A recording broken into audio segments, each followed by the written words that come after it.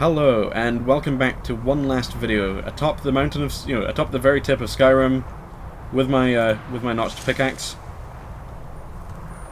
This is a little, like a final follow-up episode, where I'm gonna read through some books. Like, I say this is a final episode, it's a final episode for this month of Skyrim. But I'm gonna read through some books, while we relax atop here.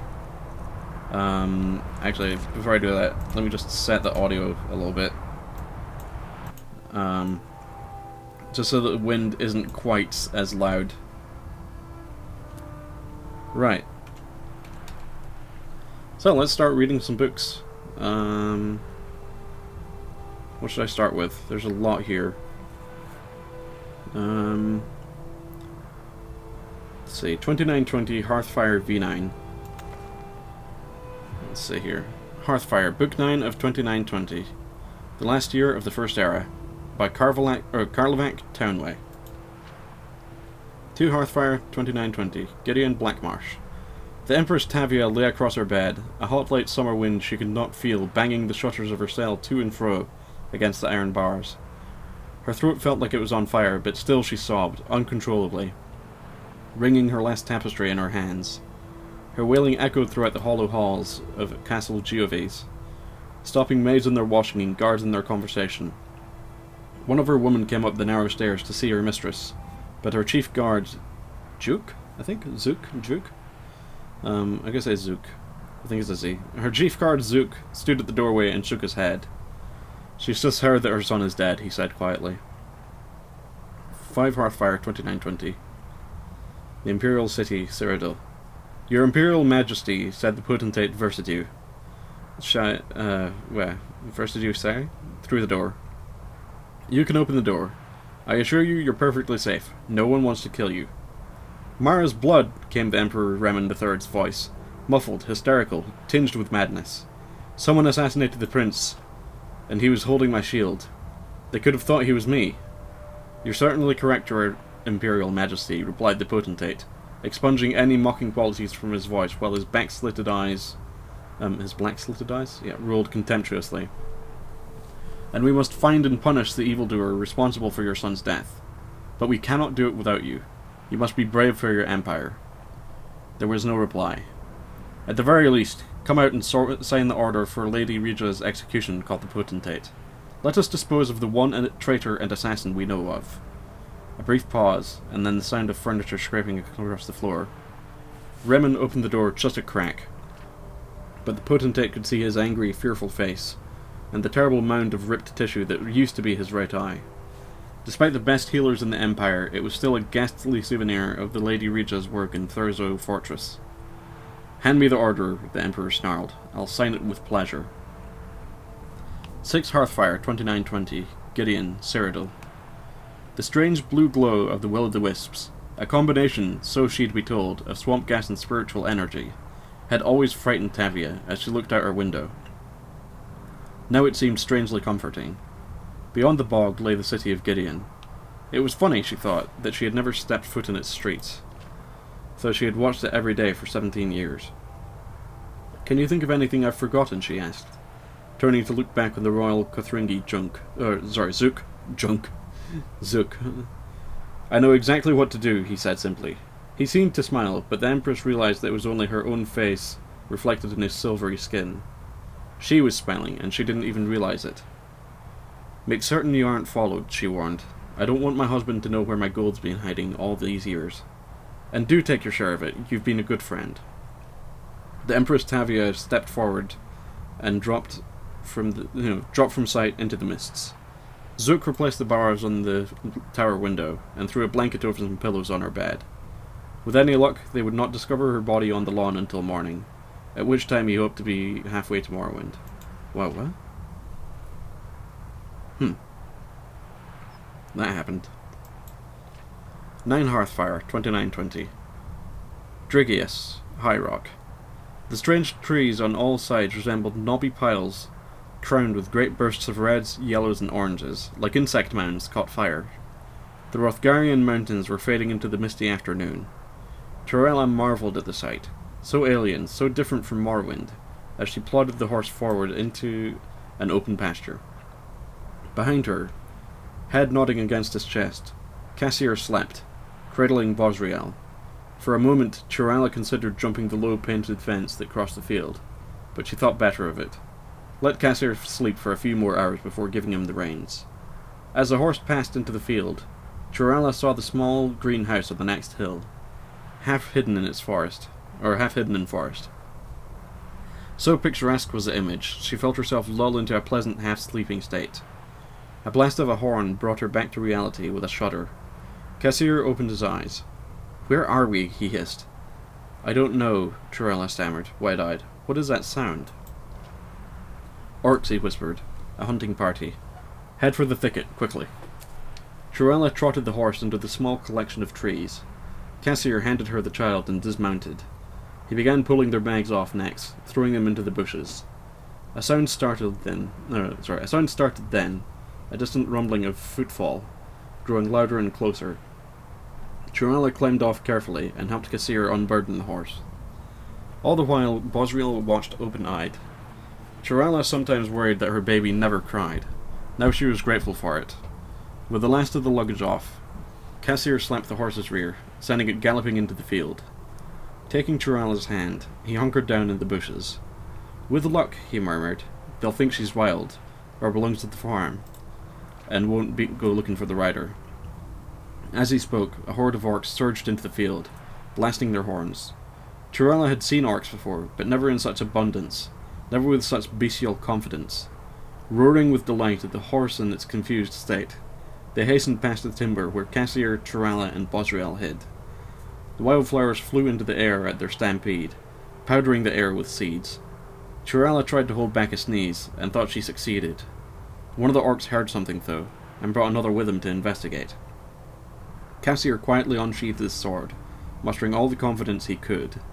His skills, such as they were in spying, not combat, but he vowed to protect Chirala and her babe for as long as he could.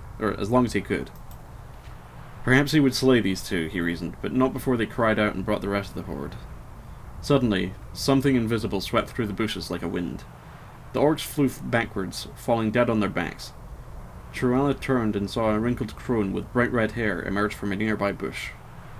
"I thought you were going to bring him right to me," she whispered, smiling. "Best come with me."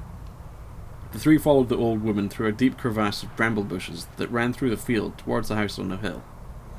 As they emerged on the other side, the woman turned to look at the orcs feasting on the remains of the horse, a blood-soaked orgy to the beat of multiple horns. "That horse yours?" she asked. When Cassier nodded, she laughed loudly. "That's rich meat, that is. Those monsters will have bellyaches and flatulence in the morning. Serves them right." "Shouldn't we keep moving?" whispered Chirala, unnerved by the woman's laughter. "They won't come up here," she grinned, looking at Bosriel, who smiled back. "They're too afraid of us." Chirala turned to Cassier, who shook his head. "Witches. Am I correct in assuming that this is old Barbin's farm, the home of the Skellington Is that Skellington or Skeffington? I want to say Skellington. I'm just going to say Skellington. The home of the Skellington Coven." "You are, pet," the old woman giggled girlishly. "Pleased to be so infamous. I am Minister Skellington." "What did you do to those orcs?" asked Chirala. "Back there in the thicket." "Spirit fist right side of the head," Minister said, continuing the climb up the hill. Ahead of them was the farmhouse grounds. A well, a chicken coop, a pond, women of all ages doing chores, the laughter of children at play. The old woman turned and saw that Chirala did not understand. "Don't you have witches where you come from, child?" "None that I know of," she said. "There are all sorts of wielders of magic in Tamriel," she explained. "The Sijiks study magic like it's their painful duty. The battle mages in the army on the other end of the scale hurl spells like arrows. We witches commune and conjure and celebrate. To fell those orcs, I merely whispered to the spirits of the air, Amaro, Dina, Talitha, the fingers of Kinreth, and the breath of the world, with whom I have an intimate acquaintance, to smack those bastards dead. You see, conjuration is not about might, or solving riddles, or agonizing over musty old scrolls. It's about fostering relations. Being friendly, you might say." "Well, we certainly appreciate you being friendly with us," said Cassier. "As well you might," coughed Minister. "Your kind destroyed the orc homeland 2,000 years ago. Before that, they never came all the way up here and bothered us. Now let's get you cleaned up and fed." With that, Minister led them into the farm, and Chirella met the family of the Skellington Coven. I know that it's meant to be Skeffington, but it's Skellington now. Let me just take a sip of water here.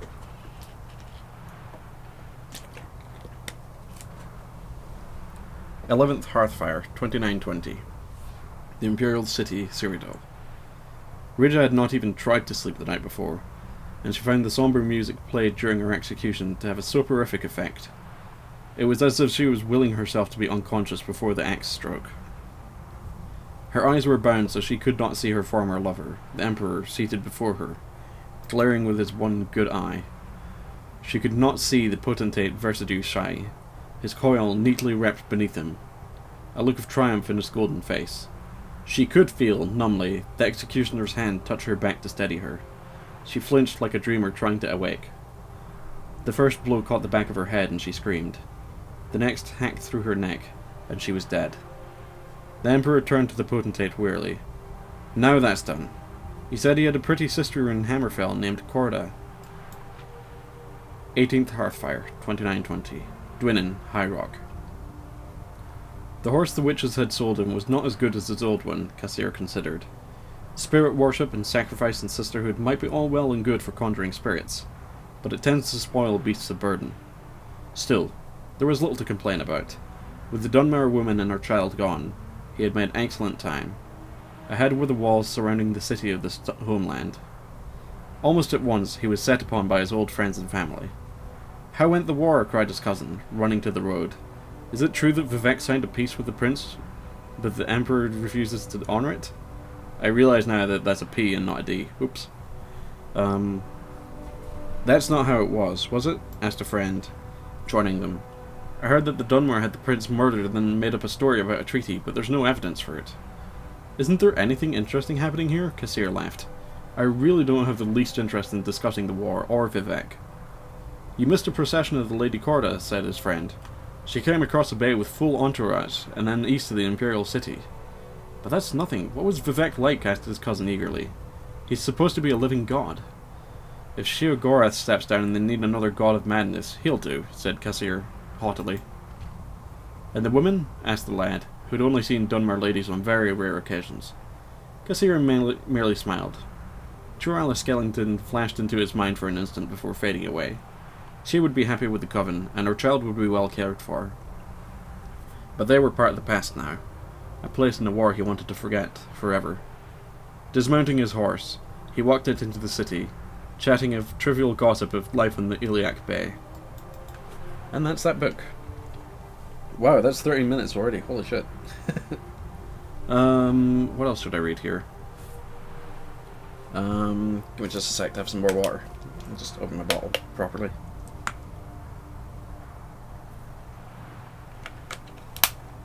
Alright. I'm just doing this for like a half hour.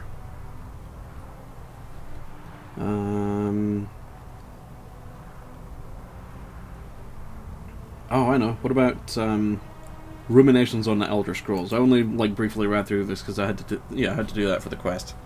Ruminations on the Elder Scrolls by Septimus Cygnus, College of Winterhold.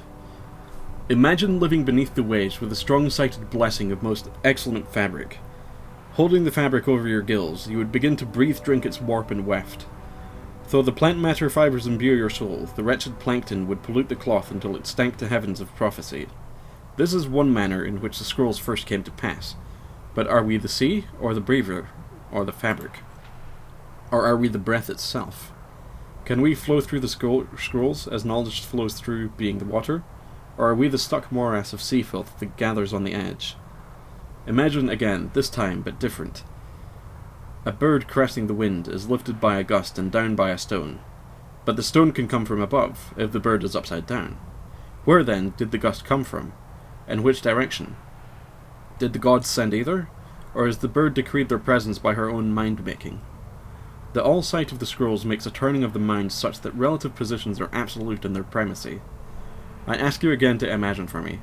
This time you are beneath the ground, a tiny acorn planted by some well-meaning elf maiden of the woodlands for her pleasure. You wish to grow, but fear what you may become, so you push off the water, the dirt, the sun, to stay in your hole. but it is in the very pushing that you become a tree in spite of yourself. How did that happen? The acorn is kind of a tree egg in this instant, and the knowledge is water and sun.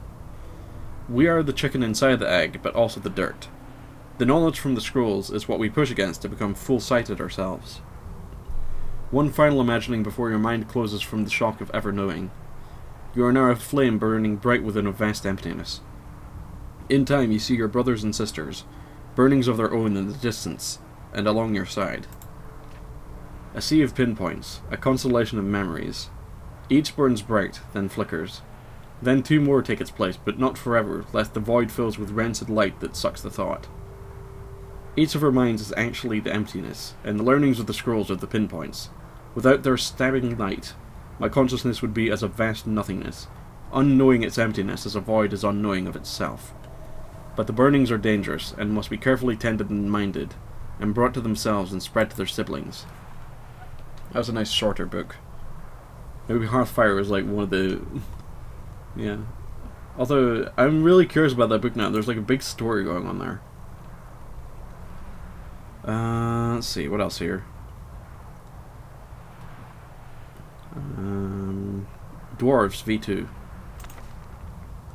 Dwarves, the Lost Race of Tamriel, Volume 2, Weapons, Armour and Machines, by Kelsalmo, Scholar of Markarth.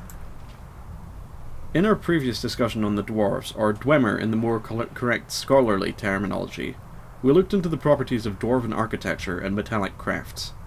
In this continuing discussion of Tamriel's Lost Race, we shall examine the ways in which dwarves waged war and kept out trespassers.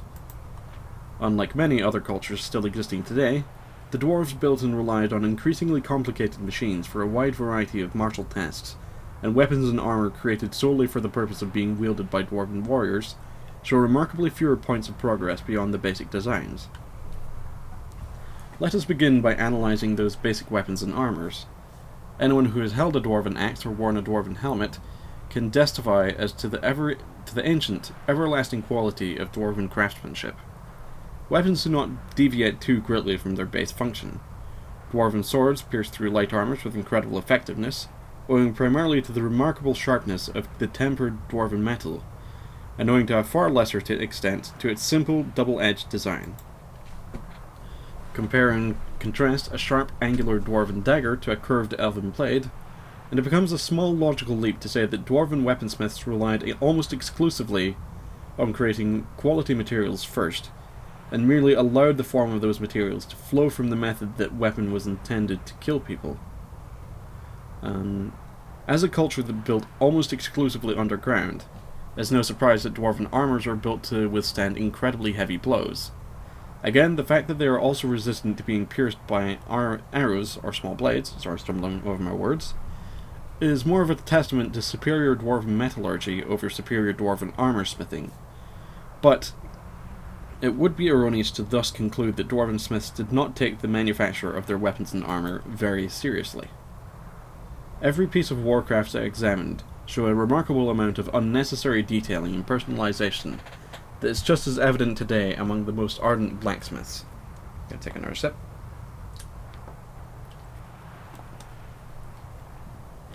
A dwarven smith probably came from a long tradition that distinguished itself in ways that, say, the grip of a mace would feel, or the design of a head of individual arrows. Although, due to the paltry lack of any cultural artifacts outside the weapons and armours themselves, this is only mere speculation. The last but probably most important discussion in this volume pertains to the existence of dwarven machinery. Dwarves created and manufactured on a very broad scale thousands of mechanical apparatuses of varying complexity, the most simple of which is the standard arachnid design used to ward off trespassers. We are so far uncertain as to how the dwarves were able to bring to life these remarkable intelligence machines. It's soul gems! But I have witnessed one stalk a highly trained thief for several hours, only to ambush him as he was dealing with a lock to some room or treasure trove. I admit to have forgotten the details past the point at which it began spouting lightning at him. Dwarven military machines also ranged from the human-sized spear warrior, which patrols the interiors of the ruins as a harmless ball only to emerge from it as a fully armed and armoured automaton fighter, to the justly feared centurion, whose height ranges from twice to several hundred times human size, depending on which reports you believe. It's roughly twice the size from personal experience. Okay, I think we've got time for one more book. Let's see here. Not racial phylogeny, sorry. I'm looking through some of these.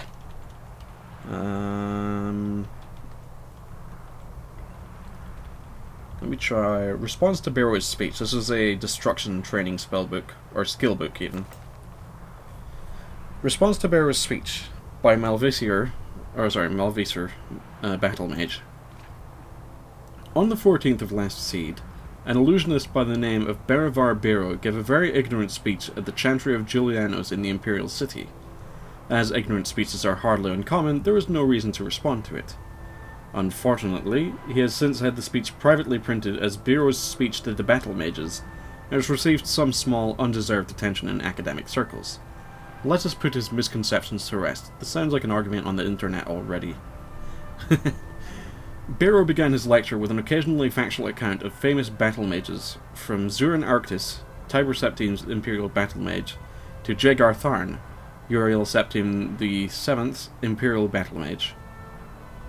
His intent was to show that where it matters, the Battle Mage relies on other schools of magicka, not the School of Destruction, which is supposedly a Battle Mage's particular forte. Allow me first to dispute these so-called historical facts. Zurin Arctis did not create the golem Numidium by spells of mysticism and conjuration, as Bero alleges. The truth is that we don't know how Numidium was created, or if it was a golem or atronach in any traditional sense of those words. Uriel V's battle mage, Hathoth, was not an Imperial battle mage. He was simply a sorcerer in the employ of the Empire. Thus, which spells he cast in the various battles on Akavir are irrelevant, not to mention hearsay. Bero calls Empress Morihatha's battle mage Wellock, an accomplished diplomat, but not a powerful student of the School of Destruction. I congratulate Bero on correctly identifying an Imperial battle mage, but there are many written examples of Wellock's skill in the School of Destruction. The sage Celeris, for example, wrote extensively about Wellock casting the vampiric cloud on the rebellious army of Blackrose, causing their strength and skill to pass on to their opponents. What is this but an impressive example of the School of Destruction? Bero, rather pathetically, includes Jagar Tharn in his list of underachieving battle mages. To use an insane traitor as an example of rational behaviour is an untenable position. What would Bero prefer? That Tharn used the School of Destruction to destroy Tamriel by a more traditional means? Bero uses his misrepresentation of history as the basis for his argument. Even if he had found 4 excellent examples from the history of battle mages casting spells outside their school, and he didn't, he would only have anecdotal evidence, which isn't enough to support an argument.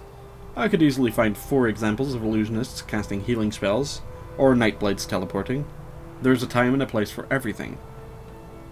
Bero's argument, built on this shaky ground, is that the School of Destruction is not a true school.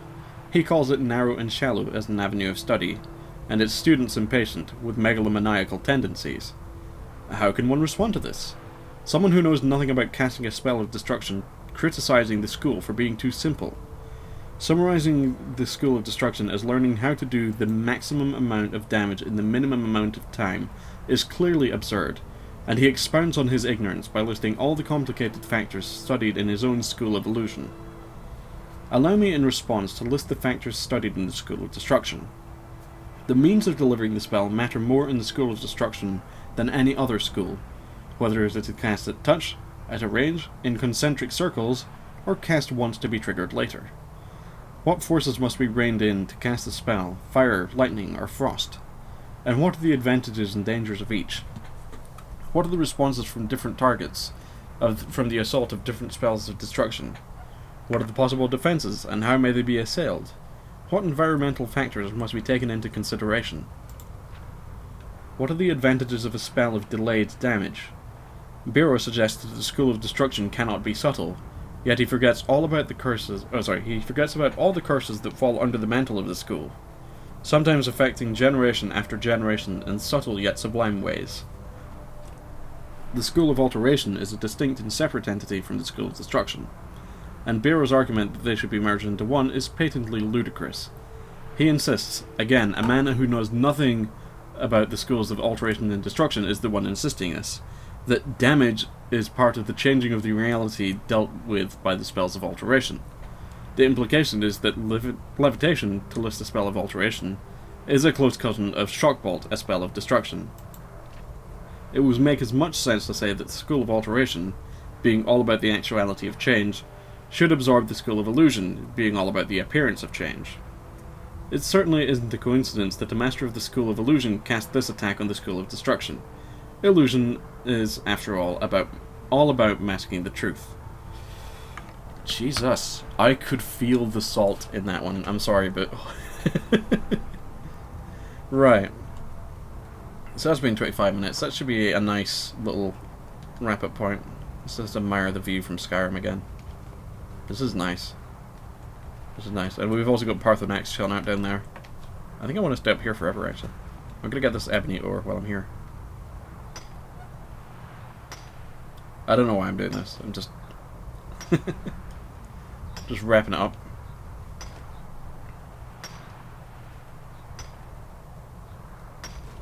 There we go. Okay. Thank you for watching me ramble about books. And I shall see you for my next playthrough, which is going to be of a Minecraft mod pack. Thank you for watching once again, and I shall see you later.